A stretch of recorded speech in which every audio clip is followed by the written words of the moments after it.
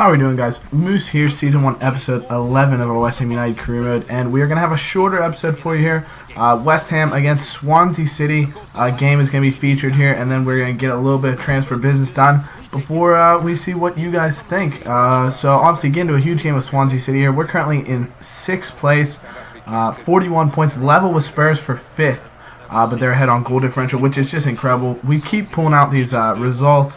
You know, you wonder if that's ever going to come to an end, but hopefully we keep our form, keep strong, and so we put out a big squad. Trippier here, starting on the right for us. Downing actually getting a start as Kevin Nolan comes out of the starting lineup, and Ravo Morrison playing in that center attacking midfield role behind Andy Carroll. So something different, something to try here against a tough Swansea side. Obviously they have Mishu and Bonnie, a couple of great attackers. Mishu's playing in a cam role here with Bonnie in front of him leading the line. So a couple of really good players. They have some great wingers, a lot of good attacking talent, and they really control the ball well. So that's what we're going to have to counter against here. But straight off the bat, right from kickoff, Noble plays the ball wide to Stuart Downing, just trying to create something. Trippier showing that his good high attacking work rate. He's getting forward here, plays the ball forward, Ravo Morrison. Diame now plays a beautiful ball into Matt Jarvis, has a shot, and it's a great save from Michel Form right away, testing the Swansea goalkeeper. But Swansea on the way back. Mishu now doing a really good job holding off our defenders, has a shot, but it's just wild and above the goal. And Swansea did have some possession here in the first 10 or so minutes. Routledge plays the ball wide to Angel Rangel with a great little bit of skill to lay it off for Britton. A great strike, and he hits the outside of the post. So really lucky there not to give up a goal. Great bit of play. But Downing now getting forward on the right side, trying to play the ball in. Sees the run of Diame. Diame just getting the ball in. Nice little cross, but a little bit too much power. Obviously, Matt Jarvis not the tallest player, not getting a latch on the end of that. But Andy Carroll does well here in the 45th minute to win a free kick, and it's going to set up Mark Noble to try and take one here from distance just to create something before we head to halftime. So from 39 yards out, Noble just floats it to the back post. Andy Carroll with a head on it.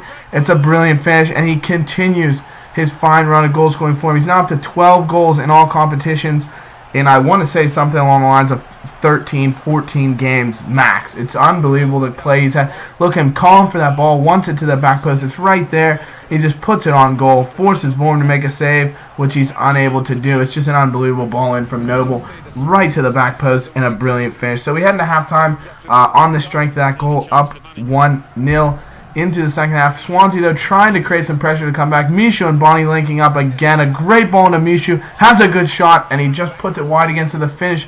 Really lacking for the Swans as they try to come forward. But Diame plays the ball. Nice ball over the top to Razvan Rat. Lays in there. Andy Carroll with another chance, and he struck the woodwork. A really good chance for Carroll. Could have had his second of the day as Rat clears that in there. Trying to create something out. Nolan, who's come on as a substitute, has a shot. A good save from Vorm. He just parries it, though, and Carroll unable to latch onto it at the end. But a horrible back pass from Diame here, and thankfully Adrian, on top of his game, comes off his line to grab the ball off the feet of Bonnie, and that gives us another tight 1-0 win, 3 points against Swansea City, and that's 3 more points to push us higher up in the table. Fantastic. As you can see, we did dominate the chances, but Swansea, as they are wont to do, had 57% of the possession. So good play from them, just the finish was lacking. Mishu wasn't able to get any shots on target, and your man of the match, Winston Reid at the back, played really well, and Carroll, of course, sensational game up front. And Morrison played well in that cam position. Obviously, a little different role for him than we've used him lately. But we get a note from Olympic Lyon when we come back to the office that they have accepted our £1.35 million offer, plus Mladen Petric for Alexander Lacazette.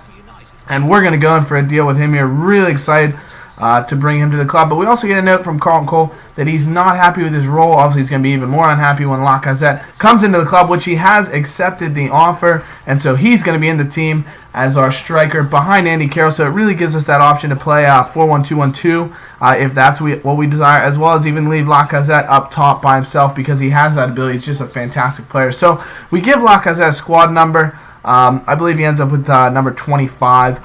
As I recall, it moves Turgot to number 31, I believe. But the thing I want to talk about here is what we're going to discuss towards the end of the episode is that we only have one game.